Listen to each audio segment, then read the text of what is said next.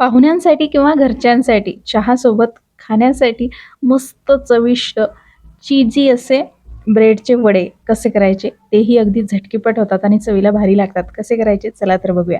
त्यासाठी 1 कप बेसन पीठ, 2 टेबलस्पून बारीक रवा, चवीनुसार मीठ, 1 टेबलस्पून ओवा हातावर चांगला चोळून घालायचा, पाव चमचा हळद, अर्धा चमचा लाल तिखट आणि पाव टीस्पून खाण्याचा सोडा घालायचा आहे. व्यवस्थित मिक्स केल्यानंतर थोडं थंड पाणी घालून घट्टसर बॅटर बनवून घ्यायचं आहे. बघू शकता अशा पद्धतीचं बॅटर झालं पाहिजे. त्यानंतर ते झाकून ठेवायचं आहे आणि आता बघूया पुढची प्रोसेस. त्यासाठी ब्रेड घ्यायचे आहेत आणि इथे मस्त लाल मिरची म्हणजेच बेडगी मिरची, लसूण आणि मीठ घालून मस्त ही चटणी तयार करून घेतलेली आहे. ती आता ब्रेडवर घालायची. ह्या मिरच्या अजिबात तिखट नसतात, तरी देखील तुम्ही तुमच्या आवडीने कमी अधिक घालू शकता. आता यावर मस्त चीज किसून घालायचे. तुम्ही चीजचा वापर जास्त देखील करू शकता तुमच्या आवडीनुसार. आता वरती परत एक ब्रेड ठेवायचा आहे. हलकंसं हे दाबून घ्यायचं आहे आणि याचे 4 तुकडे सुरीच्या सहाय्याने करून घ्यायचे आहेत. अशा पद्धतीने अगदी छोटे छोटे वडे आपण तयार करणार आहोत. तर असे छोटे छोटे वडे दिसायलाही सुंदर दिसतात आणि तळायलाही सोपे जातात.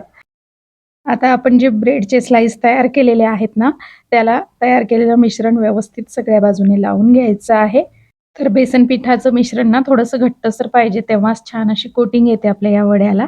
आता तेल चांगलं गरम झालं की गॅसची फ्लेम मध्यम आचेवर करायची आणि हे वडे मस्त सोनेरी रंगावर तळून घ्यायचे आहेत.